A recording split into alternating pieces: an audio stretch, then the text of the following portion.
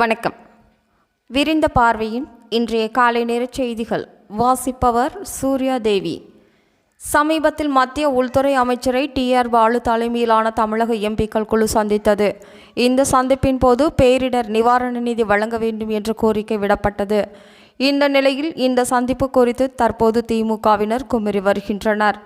தமிழகத்தைச் சேர்ந்த எம்பிக்கள் குழுவில் மதிமுக பொதுச் செயலாளர் வைகோ, காங்கிரஸ் கட்சியின் ஜெயக்குமார் உள்ளிட்ட 8 பேர் இடம்பெற்றிருந்தனர்.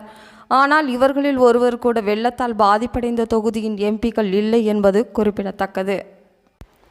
தமிழக பாஜகவில் கட்சியின் மாநில தலைவர் அண்ணாமலைக்கும் வெளிநாடு மற்றும் அண்டை மாநில தமிழ் வளர்ச்சி பிரிவின் மாநில தலைவர் பொறுப்பில் இருந்த காயத்ரி ரகுராமுக்கும் இடையே மோதல் போக்கு இருந்து வந்தது.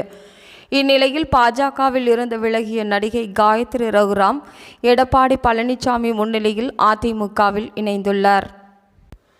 முதலமைச்சர் மு.க. ஸ்டாலின் அவர்கள் தலைமையில் வருகின்ற 23ஆம் தேதி தமிழ்நாடு அமைச்சரவை கூட்டம் நடைபெறும் என அறிவிப்பு அமிர்த காலத்தை விட தற்போதைய தேவை மாணவர்களுக்கான காலமே என காங்கிரஸ் தலைவர் மல்லிகார்ஜுன் கார்கே தெரிவித்துள்ளார். பிரதமர் நரேந்திர மோடி அவர்கள் சென்னை வரவுள்ளதால் RK நகரில் எடப்பாடி பழனிசாமி பங்கேற்கவிருந்த பொதுக்கூட்டம் வருகின்ற 31ஆம் தேதிக்கு மாற்றப்பட்டுள்ளது. முன்னாள் முதல்வர் ஜெயலலிதா அவர்கள் மறைவிற்கு பின் அவரது தோழி சசிகலா முதல் முறையாக கோடநாடு எஸ்டேட்டிற்கு வருகை தந்துள்ளார்.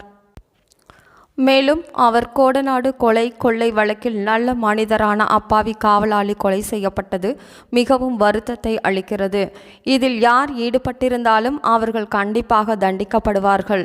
உண்மையான குற்றவாளிகள் யார் என்று அம்மா தெய்வமாக இருந்து நிச்சயமாக தண்டனை வாங்கி கொடுப்பார் எனவும் அதிமுக ஒன்றுபடுவதற்கு தொடர்ந்து நடவடிக்கை எடுத்து வருகிறேன் எனவும் செய்தியாளர்களிடம் தெரிவித்துள்ளார். உத்தரப்பிரதேச மாநிலம் அயோத்தியில் ராமர் கோவிலின் கருவறையில் நிறுவப்பட்டுள்ள ராமர் சிலையின் முதல் புகைப்படம் வெளியிடப்பட்டுள்ளது. 2024ஆம் வருட பாராளுமன்ற தேர்தல் வருகின்ற மே மாதம் நடைபெறும் என எதிர்பார்க்கப்படுகிறது. பாராளுமன்ற தேர்தல் நடைபெறும் தேதி குறித்த அதிகாரப்பூர்வ அறிவிப்பு வருகின்ற மார்ச் மாதம் 2வது வாரம் வெளியாகும் என எதிர்பார்க்கப்படுகிறது. இத்துடன்